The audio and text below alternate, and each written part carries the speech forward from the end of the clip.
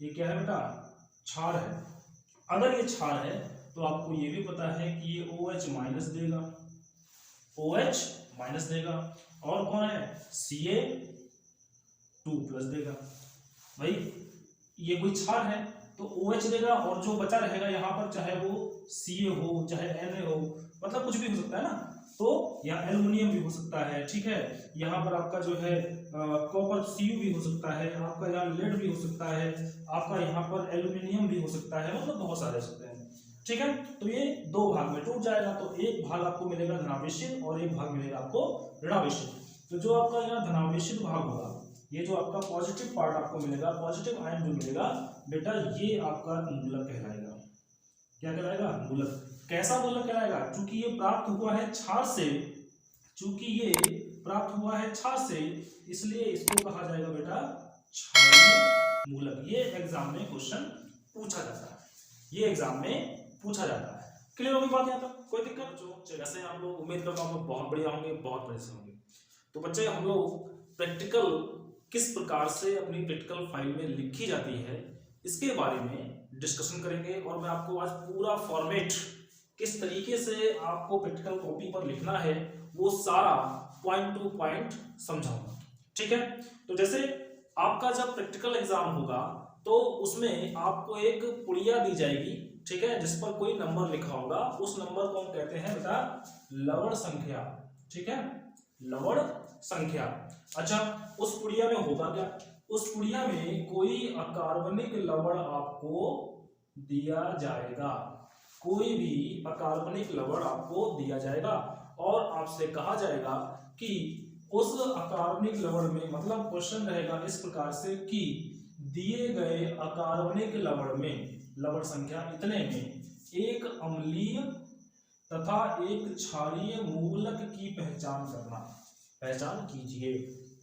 तो आप उद्देश्य बनाएंगे, ऊपर लिख देंगे प्रयोग संख्या जो भी आपका हो, ठीक है, उद्देश्य बनाएंगे, उद्देश्य लिखेंगे कि दिए गए अकार्बनिक लवण संख्या इतने में, जो भी आपका पुड़िया पे नंबर लिखा होगा, में एक अम्लीय तथा एक क्षारीय मूलक की पहचान करना, ठीक है। लेकिन मैं आपको थोड़ा सा ये बताना चाहूंगा इसको आगे बढ़ाने से पहले कि बेटा मूलक क्या होते हैं, है ना, मूलक के बारे में हम लोग जान लेते हैं।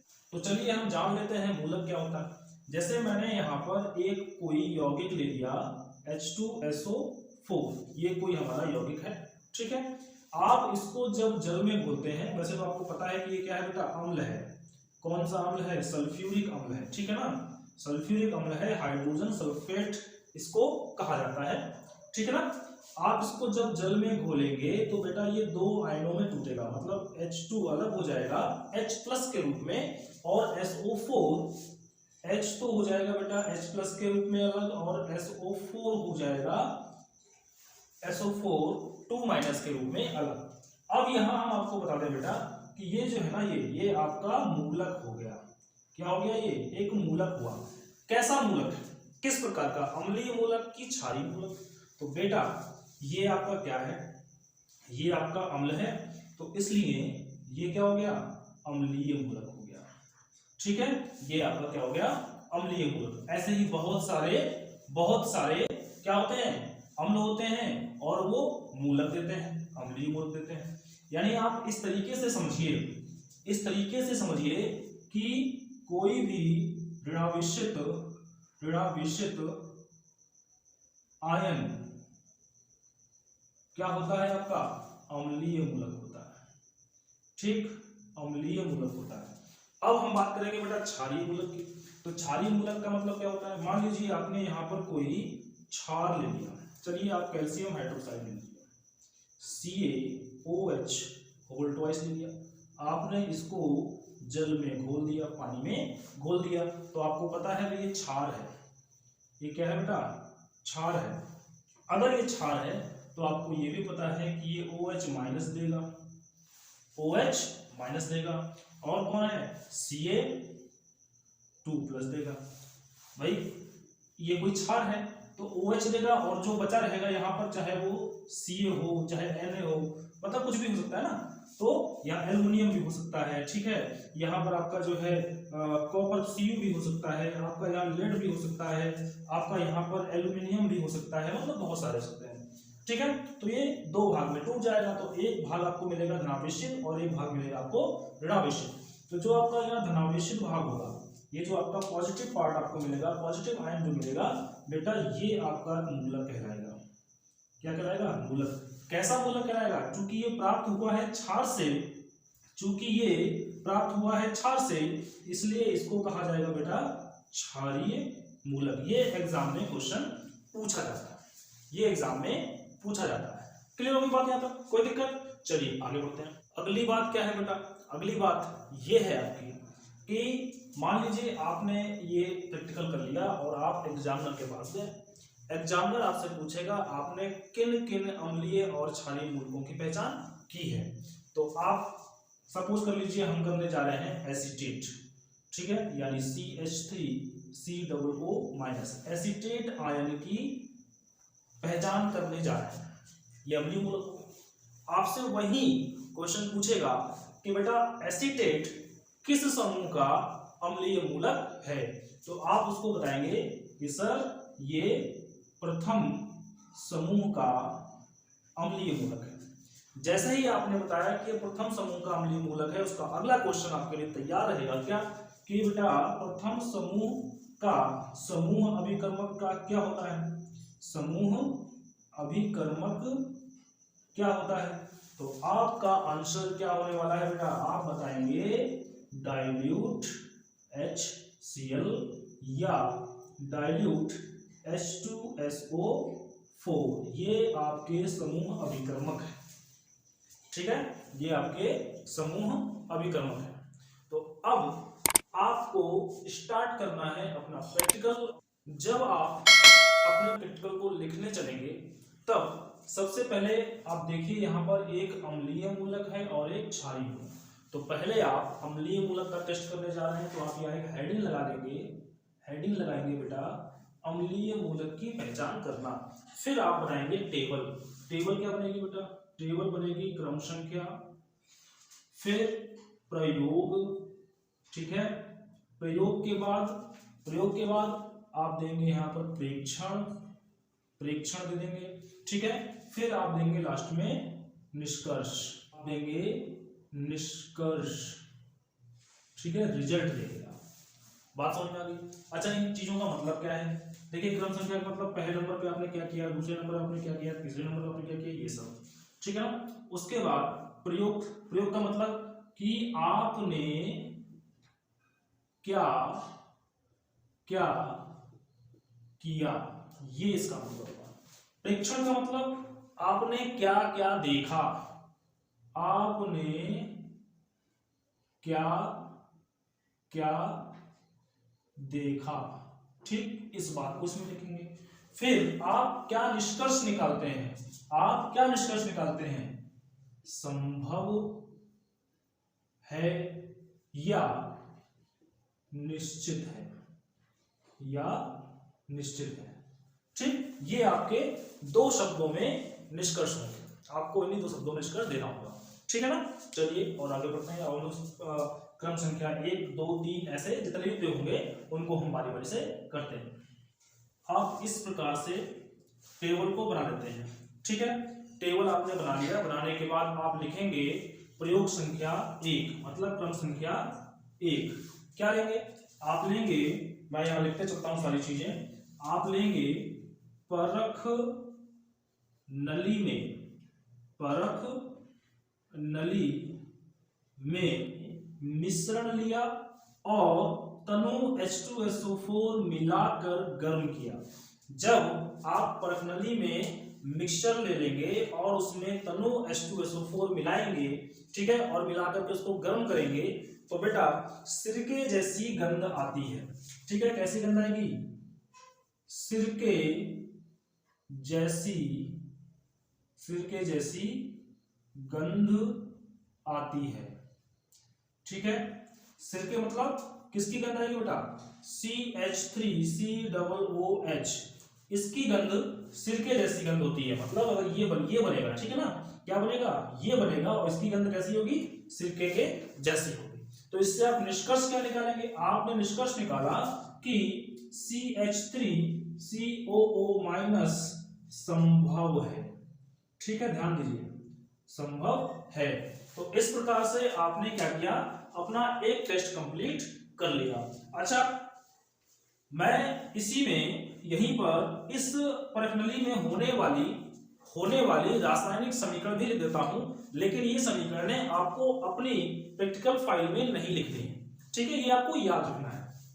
क्या होगा, आपने प्रश्नावली में मिश्रण लिया, मान लीजिए आपने ले लिया lead acetate CH3COO whole twice Pb, ये ले लिया, और अब आपने क्या लिया, तनु H2SO4 लिया, तो आपने लिया H2SO4, कैसा लिया बेटा, ये डाइल्यूट लिया, तनु ले लिया, तो क्या हुआ, तो हुआ ये क्या बनेगा, देखिए ये बनेगा ना, मतलब CH3COO यहां से और H यहां से, है ना, तो CH3COOH और कितने हैं यहाँ पर, 2, तो आप यहां लगा देंगे 2, ये हो गया।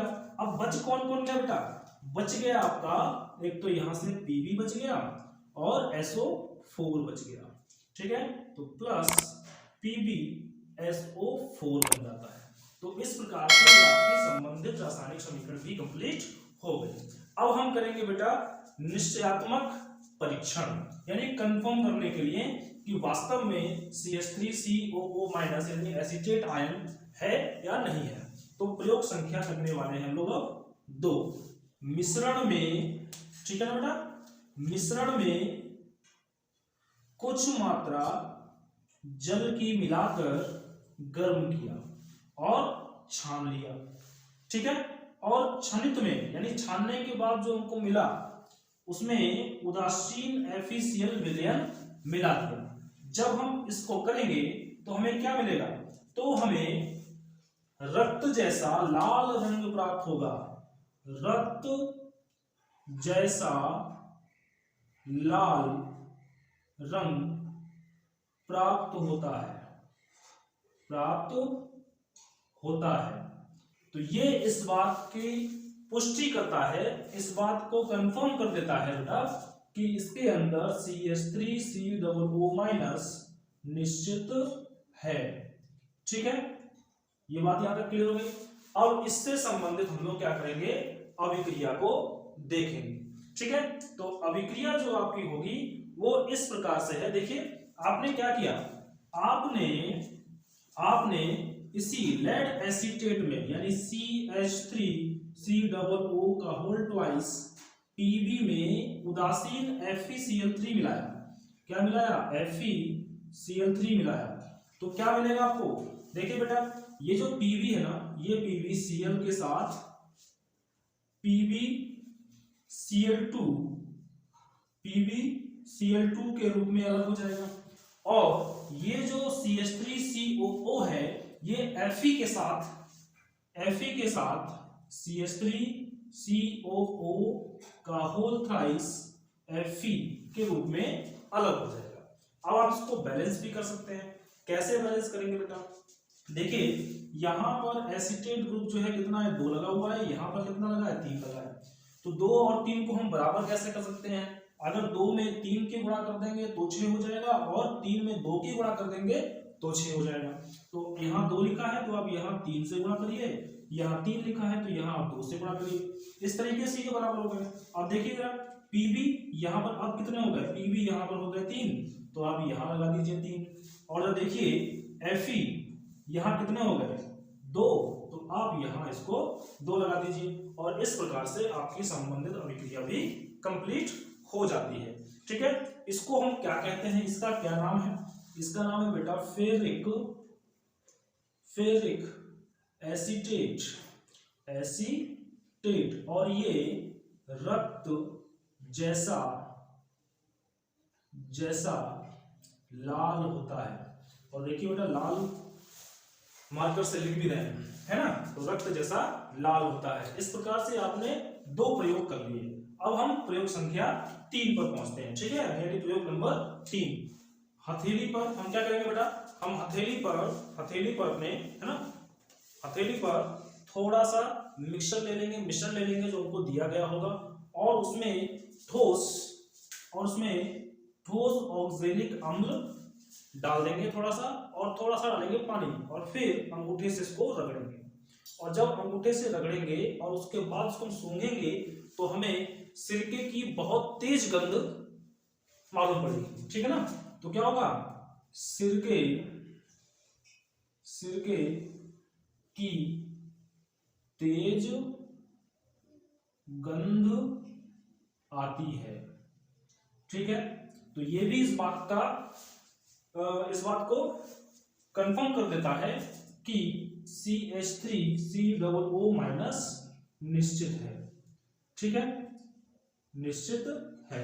हमारा ये जो प्रयोग था यानी अम्लीय मूलक की पहचान करना यहां तक कंप्लीट हो गया। लेकिन चाहें तो हम एक और प्रयोग कर सकते हैं, इसी में एक और प्रयोग कर सकते हैं। क्या, देखिए, परख नली में क्या करेंगे, आप मिक्सचर ले लेंगे। जब आप मिक्सचर ले लेंगे और मिक्सचर लेने के बाद उसमें थोड़ा सा एथिल एल्कोहल और 5 या 6 बूंद कंसंट्रेट H2SO4 की डालेंगे, तो फलों जैसी, कैसी बेटा, फलों जैसी गंध आती है, ठीक है, फलों जैसी गंध आती है, जो इस बात को निश्चित करता है कि CH3COO माइनस निश्चित है, ठीक है। अच्छा, ये जो बेटा गंध थी, फल जैसी गंध, फलों में जिस प्रकार की गंध आती है, वो गंध किसकी है, वो गंध बेटा, वो गंध CH3COO-C2H5 यानी एथिल एसीटेट की है। ये कैसे बना होगा, आपने क्या लिया बेटा, आपने मिक्सचर, आपने लिया CH3COO का होल ट्वाइस Pb। पहले ये जाके अभिक्रिया करता है कंसंट्रेट H2SO4 के साथ, H2SO4 के साथ, ठीक है। यहां से क्या होगा, यहां से जो CH3COO है ना, ये H2 के साथ CH3COOH बनाता है, और जो Pb है ये SO4 के साथ लेड सल्फेट बनाता है, ठीक है। अच्छा, यहाँ पर 2 लगा है ना, ये 2 है, इसलिए आप यहाँ 2 कर देंगे तो ये आपका बैलेंस भी हो गया। अब ये जो आपका एसिटिक अम्ल बना, ये जो आपका एसिटिक अम्ल बना यानी CH3COOH बना, वो जाकर के एथिल एल्कोहल से क्रिया कर देता है, ठीक है, यानी C2H5OH से क्रिया कर लेता है। तो यहां से H और यहां से OH, ये दोनों H2O के रूप में बाहर निकल जाते हैं, और बचता है CH3COO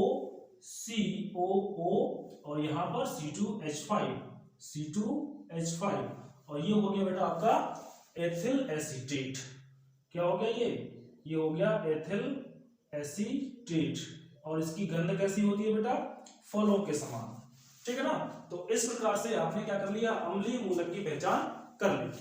अब हम चलते हैं क्षारीय मूलक की पहचान करने, ठीक है, चलिए देखते हैं। अब देखिए बेटा, ठीक उसी प्रकार से मैंने ये टेबल बना, ठीक है, बस यहाँ क्या था हमारे पास, पहले अम्लीय लिखा था और हमने कर दिया यहाँ पर क्षारीय, ठीक है ना। तो क्षारीय जो हम करने जा रहे हैं, तो इसमें हमें 2 बातों का अवश्य रूप से ध्यान देना चाहिए। क्या, कि हम किस समूह के क्षारीय मूलक की पहचान करने जा रहे हैं, ठीक है ना। तो वो चूंकि हमें टेस्ट के दौरान ही पता लग पाएगा कि हमारे दिए गए लवण में किस प्रकार का किस समूह का क्षारीय मूलक उपस्थित है, ठीक है ना। लेकिन फिर भी मैं बताता हूं कि हम लोग, चूंकि हमने जो लवण लिया था वो क्या लिया था, CH3COO होल ट्वाइस Pb लिया था, जिसमें हमने एसिटेट आयन जो कि प्रथम समूह का था उसका टेस्ट कर लिया। अब ये लेड है, ये लेड बेटा क्षारीय मूलक के प्रथम समूह में उपस्थित है। ये प्रथम समूह किसका है, अम्लीय मूलक का, और ये क्षारीय मूलक के प्रथम समूह में उपस्थित है। तो अब आपको यहाँ पता होना चाहिए, पहली बात तो आपको पता लग गई कि ये Pb किस समूह का मूलक है, तो ये प्रथम समूह का मूलक है, यानी क्षारीय मूलक के प्रथम समूह का ये मूलक है। अब दूसरा कि इसका समूह अभिकर्मक क्या होता है, तो ये जान लीजिए, इसका समूह अभिकर्मक तनु HCl होता है। इसका समूह अभिकर्मक क्या होता है बेटा? समूह अभिकर्मक तनु HCl होता है। ये आपसे एग्जाम में पूछा जा सकता है वाइवा के दौरान, जब एग्जामिनर आएंगे बाहर से तो वो आपसे पूछ सकते हैं, ठीक है ना। तो हमने पूरा फॉर्मेट बिल्कुल ठीक वैसा ही तैयार कर लिया और अब हम अपना प्रयोग स्टार्ट करते हैं। तो हमने पहला प्रयोग करना स्टार्ट किया और वो मैं इसको यहाँ पर लिख देता हूँ। मूल विलयन में, ठीक है ना, मूल विलयन में बूंद बूंद तनु HCl डाला, तनु HCl डाला मूल विलयन में, ठीक है। थोड़ा आपको यहाँ ध्यान देना है कि मूल विलयन क्या है, ये मूल विलयन क्या है। जैसे कि आपको जो लवण दिया जाएगा, आपको कोई लवण दिया गया तो सबसे पहले आप उस लवण से मूल विलयन बनाएंगे। कैसे बनाएंगे? उस लवण में आप ठंडा आसुत जल डाल देंगे, उसको घोलेंगे टोटली, जब तक कंप्लीट रूप से एक एक क्रिस्टल ना घुल जाए तब तक आप उसको घोलेंगे। अगर फिर भी नहीं घुल रहा है तो आप उस प्रणाली को जिसमें आपने मिक्सचर और प्लस डिस्टिल्ड वाटर ले रखा है उसको हल्का गर्म करेंगे। गर्म करने पर क्या होगा? वो घुलेगा। अगर नहीं घुलता है तो फिर आप क्या लेंगे? तनु HCl लेंगे ठंडा, फिर घोलेंगे। फिर नहीं घुला तो आप तनु HCl जो आपने लिया है उसको फिर आप क्या करेंगे? गर्म करेंगे। इस प्रकार एक बार ठंडा एक बार गर्म, ठीक है। तनु के बाद फिर सांद्र, और सांद्र में कौन कौन? HCl आपने ले लिया। जब आपने तनु HCl ले लिया, सांद्र HCl ले लिया, उसके बाद आप लेंगे तनु नाइट्रिक अम्ल, उससे भी काम नहीं चला ठंडे गर्म से, तो आप लेंगे क्या? आप लेंगे सांद्र नाइट्रिक अम्ल। उससे भी काम नहीं चलेगा तब आप पहुंचेंगे सल्फ्यूरिक अम्ल पे, तनु और सांद्र, ठीक है। तो इस प्रकार आप मूल विलयन बना पाएंगे। आपने मूल विलयन क्या कर लिया बेटा? बना लिया। और मूल विलयन में बूंद बूंद करके तनु HCl डाला। तो जब आप तनु HCl डालते हैं तो देखिए बेटा, सफेद सफेद अवक्षेप प्राप्त होता है, अवक्षेप प्राप्त हुआ, ठीक है, सफेद अवक्षेप प्राप्त हुआ। इससे ये निष्कर्ष निकला कि भाई इसके अंदर लवण में Pb++ लेड आयन संभव है, ठीक है ना। अगर अवक्षेप बना तो ये बात संभव है। संबंधित रासायनिक समीकरण क्या होगी? संबंधित रासायनिक समीकरण क्या होगी? तो मान लीजिए आपने क्या लिया? PbNO3 ले लिया, लेड नाइट्रेट ले लिया, ठीक है। आपका जो दिया गया लवण था वो क्या था? लेड नाइट्रेट था, ठीक है ना। तो लेड नाइट्रेट की अभिक्रिया आपने किसके साथ की? तनु HCl के साथ कर दी। तो अब देखिए बेटा, ये जो Pb है ना, ये Pb ये Cl के साथ अभिक्रिया करके PbCl2 बना देगा, और ये जो NO3 है वो H के साथ HNO3 बनाएगा। क्योंकि यहाँ पर ये 2 बार है तो आप यहाँ 2 ले लेंगे, और जब यहाँ H2 हो गया तो आप यहाँ पर 2 ले लेंगे। इस प्रकार से कंप्लीट हो गया। ये क्या बन गया? आपका लेड क्लोराइड बन गया, जो कि सफेद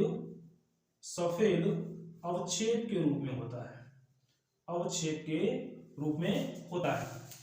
अच्छा, बच्चों के दिमाग में ये भी आ रहा है, आप लोग के दिमाग में ये भी आ रहा है कि आपने इसे क्यों ले लिया? अभी तो हम इसको लेके चल रहे थे ना, तो कोई दिक्कत नहीं है, ठीक है।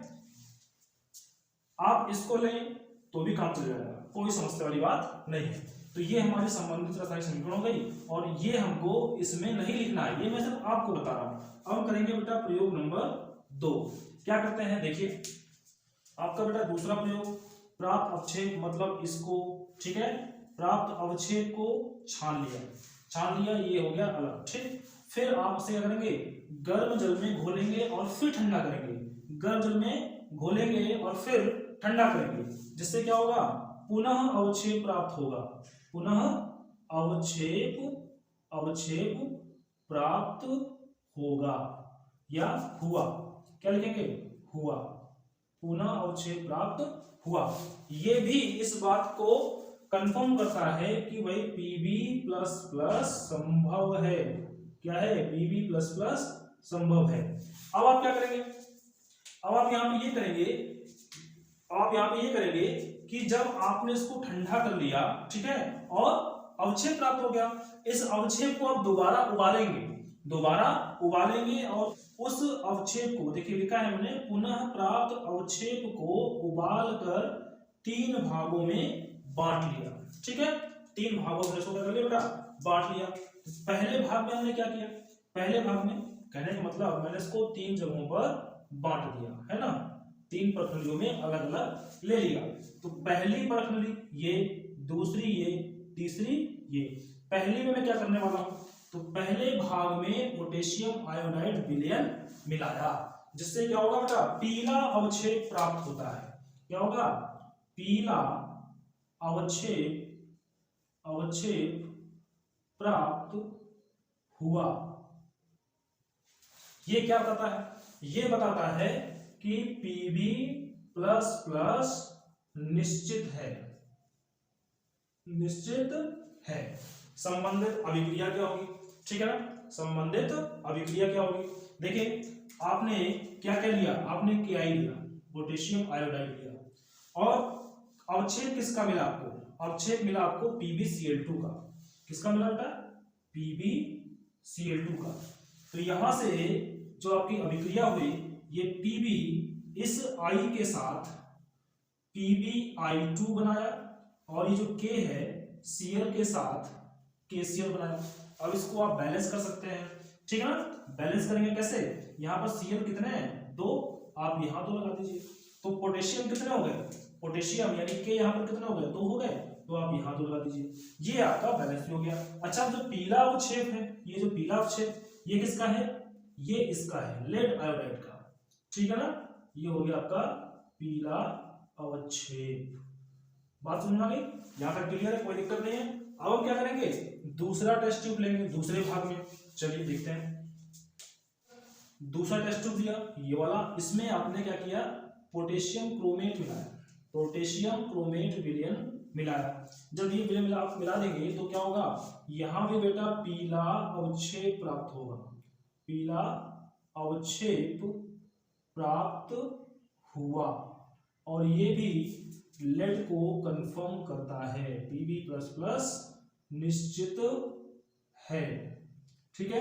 अब इसकी संबंधित अभिक्रिया क्या हो जाएगी, आपने क्या किया, दूसरे भाग में भी तो आपका अवक्षेप ही होगा ना, तो आपने PbCl2 ले लिया, और इसमें यानी इसके अंदर PbCl2 था ही, और आपने मिला दिया पोटेशियम क्रोमेट यानी K2CrO4 मिला दिया। तो यहां से क्या हुआ, यहां से ये जो Pb है ये K को हटाकर यानी K की जगह पे लग जाता है। कैसे बनेगा बेटा, PbCrO4 लेड क्रोमेट बनता है, और साथ में जो K है पोटेशियम, वो Cl के साथ KCl के रूप में अलग हो जाता है, ठीक है। तो बेटा ये भी कैसा है, ये भी पीला अवक्षेप है, पीला अवक्षेप। अब लास्ट वाला यानी तीसरा टेस्ट ट्यूब, इसमें क्या हुआ, आपने क्या किया, यानी आप इसको हम कह सकते हैं सी पॉइंट, आपने तीसरे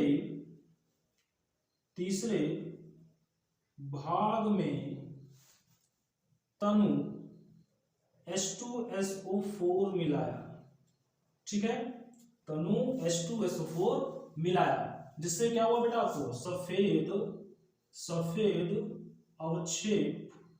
अवक्षेप प्राप्त हुआ, ठीक। और ये भी लेड को कंफर्म करने वाला है, निश्चित है।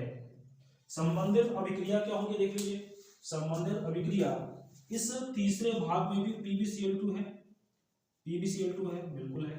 आपने क्या मिलाया, H2SO4 मिलाया, कैसा, डाइल्यूट मिलाया, ठीक। जब आपने मिलाया तो यहां से Cl और यहां से HCl के रूप में अलग हो गए, ठीक है। Cl भी 2 है, H भी 2 है, इसलिए मैंने यहाँ पर 2 रख दिया। बचा यहाँ पे कौन, Pb और SO4 बचा, तो आप लिख देंगे यहाँ पर PbSO4, और ये बेटा लेड सल्फेट सफेद अवक्षेप के रूप में होता है। तो इस प्रकार से आपने ये प्रयोग कंप्लीट कर लिया, ये आपका प्रयोग पूरा हुआ, ठीक है। लेकिन लास्ट में आपको यहां लिखना होगा रिजल्ट, लास्ट में आपको ये पूरे टेस्ट का रिजल्ट लिखना होगा। तो रिजल्ट का मतलब क्या होगा, आप रिजल्ट में लिख लेंगे, मैं यहां लिख देता हूं, आप लिखते हैं, मैं यहां लिखता हूं बेटा रिजल्ट, ठीक। तो रिजल्ट में आपने क्या क्या खोजा है, एक अम्लीय और एक क्षारीय, ठीक है। तो यहां लिख देंगे हम अम्लीय मूलक, कौन सा, CH3COO-। फिर लिख देंगे नई लाइन से क्षारीय मूलक, कौन सा बेटा, Pb प्लस प्लस। इस प्रकार से ये आपका प्रैक्टिकल कंप्लीट हुआ। ठीक है,